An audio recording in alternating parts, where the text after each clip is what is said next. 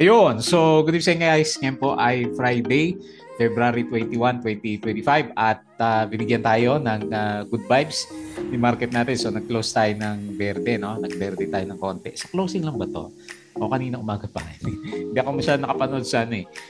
Galaw ng market kanina. Anyway, very good. Kahit pa paano, nag-up tayo ng 0.52%. And then, yung mga winners natin is yung mga ilang blue chips natin dito, which is si Alin, di nag-bounce, no? Konti lang eh. 1.32% lang. Pero yung mga lubog na stocks natin, kung napansin nyo si URC at saka si GGS, nag-start na nga po silang mag-reverse ng price action. Ayan, so siguro naubos na talaga yung seller sa kanila. And then, malakas yung sipa nila. Umabot sila ng 5% for today's trading natin. So, atin natin kung ilang percent na yung tinaas nitong si GGS, more than halos 20% na yata yung recovery niya kung hindi mo masyadong napapansin kasi nga nakapokus tayo sa mga ano, mga mining stocks ng mga nakarang araw kasi sila nga po yung trending. Pero ngayon, yung mga mining stocks, mukhang may pullback sila or profit taking for today's trading natin. Okay, so nag-close tayo 6,098.04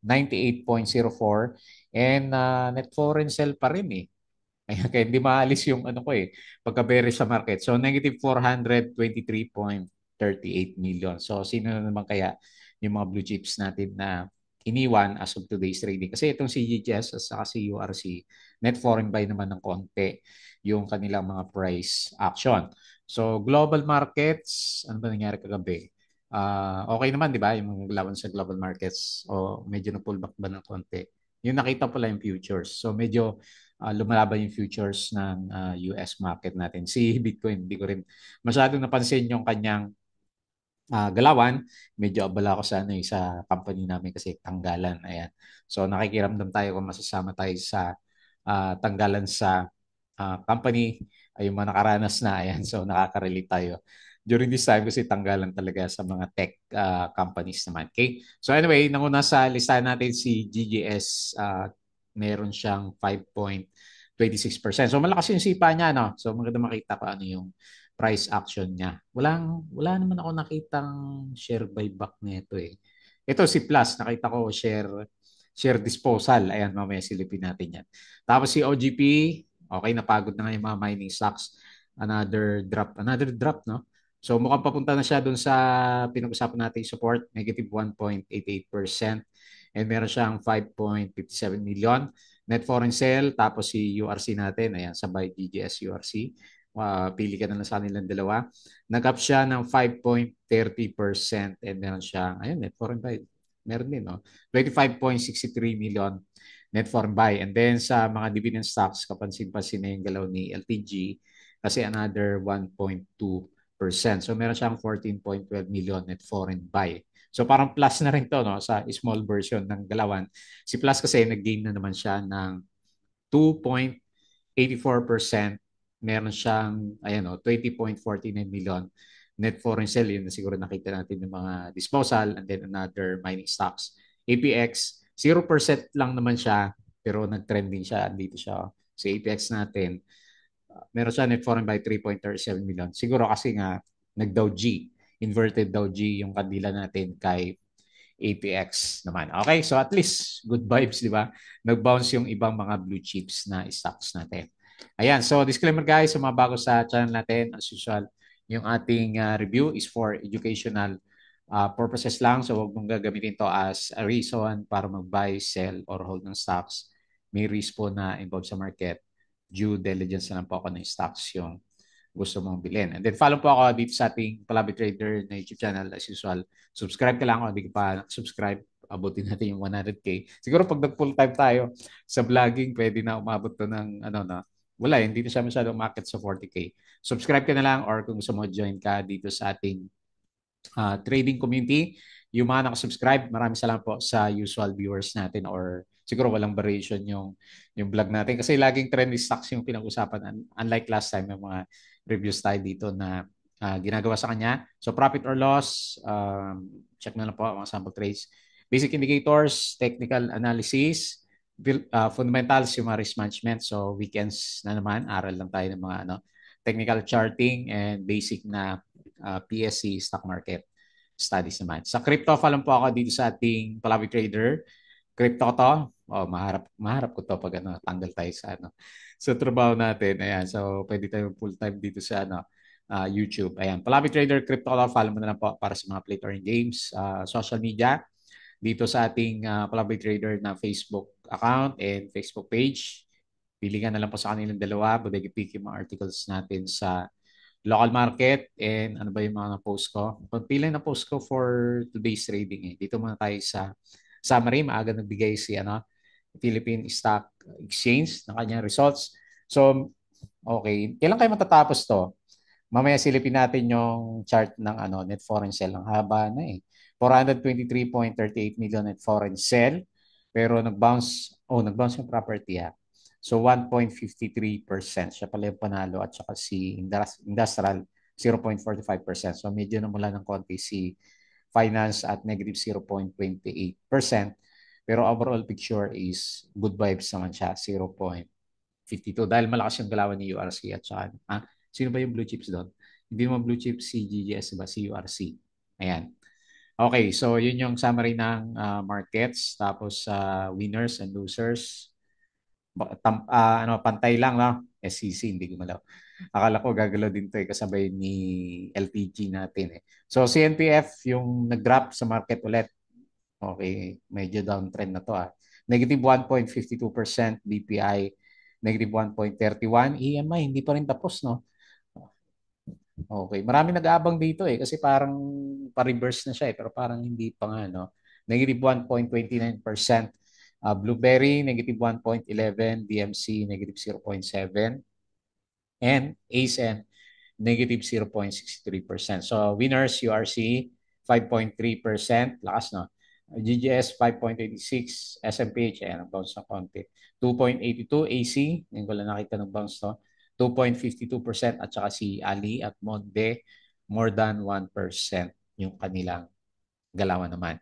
So foreign funds sold, mga banks, no? BDO, BPIs, China Bank, East West, Metro Bank, Meralco, Manila Water, Shell PH, CNPF, DNL, Pizza, Avoites, AJ Costco, GT Cap, Ali Crits, DDMPR, MEG, Globe Converge, Cebu ICT at saka si Macro Asia naman. O yan. FCG, ayan. So ito ba dahilan bakit siya bumabagsak? Ayaw niya sa pangalan niya. Papalitan daw niya Figaro Coffee to Figaro Culinary Group. Ayan. Kasi nga naman, hindi lang siya kape. Ayan. Foreign funds bought, PNB, Union Bank, Manila MFC, ASN, AP, ANI, GSMI, ACDMC, MRC, SMPH, TEL, at saka si dito naman. So Keppel has requested, ayan, may aalis na naman sa market. Voluntary trading suspension. Gusto niya mag-delist, no? Regarding is planned voluntary delisting. Okay. Unfortunately, pangit kasi yung market natin. Tapos sa AP, announced that it will shut down 2 fossil fuel power plants. Okay. Stock recommendation. Metrobank, 107.58. Ito may konting upside. O malaking upside, no? Halos 50% pala. 72 yung current price naman niya. So, yung ating corporate stories, Alter, okay, sa ATRAM daw yan. Meron siyang pinasok siya sa equity investment portfolio ni ATRAM. Ayala Land posted strong growth, 15%. MFC announced 10% in dividends. East West, 25% increase from previous year. So maganda yung earnings. Ali, declared cash dividends. A-REITs, meron din siyang cash dividends. Ayan. So, mga 1% yata itong si Ali natin and then, ilan ba to? Hinati na 6% sa apat. Si A-REITs natin. Okay. AP will decommission to 2 fossil fuel for power plants in Naga City. Okay. So, Ayala Land, Keppel, ayan, alis na. A-REITs, 5.8% yung dividends niya. Share buyback pa rin si Robinson, Cebu, Pacific, Costco, ICT at saka si ATI. Tapos si Puro Ali yung post natin dito. Tatlo. Metrobank, net income for the full year aligned with the average analyst estimates for 2024 naman. Pullback pala si I-REITs natin kahapon. And yung galawan sa US, negative pala. Hindi ko napansin.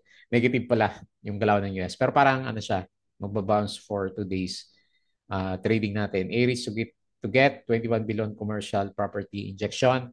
And then STI, hindi ko makita breakout to eh. Ay, hindi matuloy-tuloy eh. Up 30% year over year eh. So, hindi siya masyadong umakyat. So, ano ba to? Sampal ni OGP will be hurt by storms and outages. The yield is not sustainable. Okay, so Alternergy, yung ATRAM natin, si Trump pa rin ang pinag-uusapan kagabi. Okay, wala namang major negative news sa PSE markets natin. So, patalastas ulit yung ating patron ha, yung mga gusto po ng guide sa trading sa Philippine markets. Sali lang po kayo dito sa Patreon channel naman natin. So, double check na lang po yung mga nilagay natin na conditions naman dyan. Okay? So, yung mga marami pa lang sumasali dito sa free membership natin.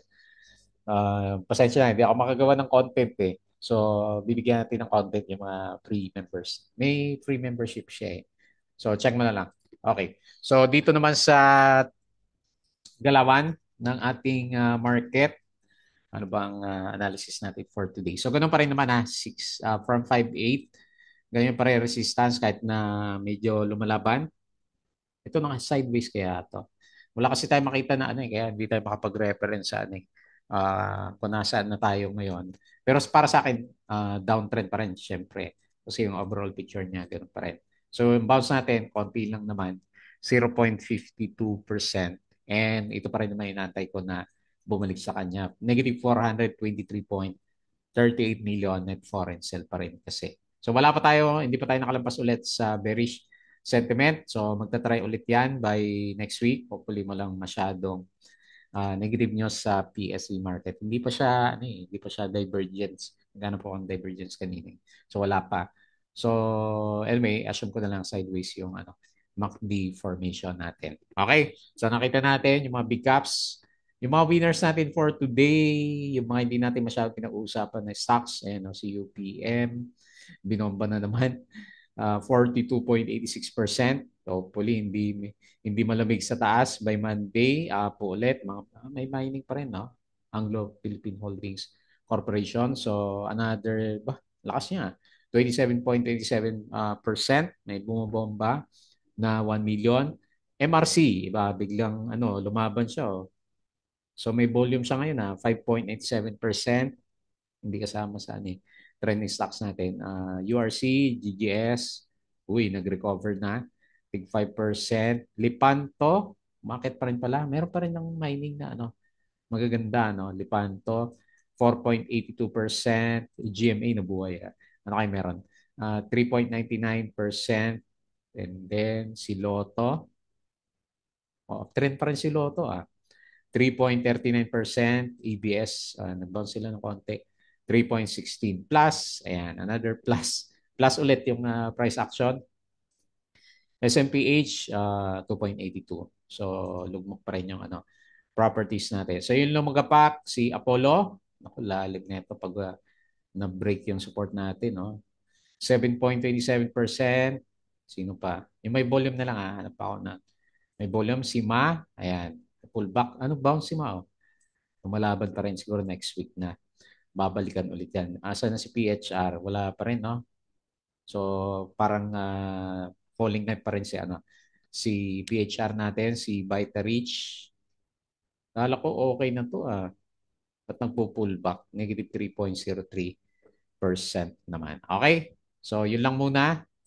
Mahina pa rin si Nickel at saka si FNI natin. So, balik tayo dito sa PSE. And then, silip tayo sa global markets. Okay pa. Kala ko hindi nagre-record eh. Ayan, so naka-record tayo. So anyway, laglag kagabi dito sa US. So mapapansin mo dito, mapula sila. Pero ngayon parang bounce. S&P Future 0.02, Dow Future 0.06, and then si Nasdaq is 0.12%. Dito sa Europe, okay, berde ulit. Magandang galaw ng Europe ilang araw na. Asia markets, lagi mix. Lagi mix yung galaw natin. Sino ba nagpalaglag sa New Zealand? New Zealand ba to?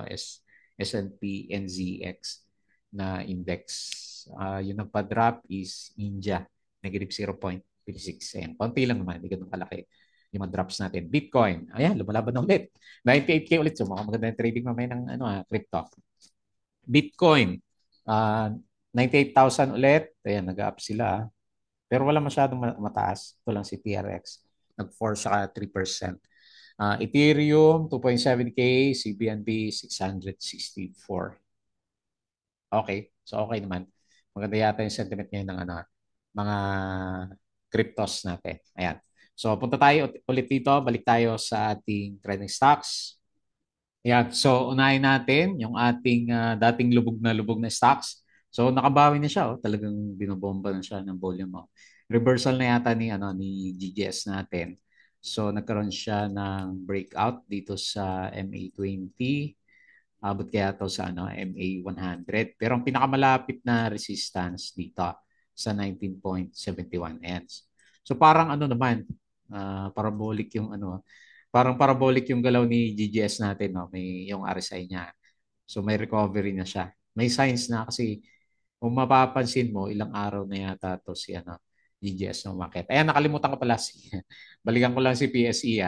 Gusto ko lang ipakita to sa inyo. So, kung mapapansin mo yung net foreign sale, simula February 7.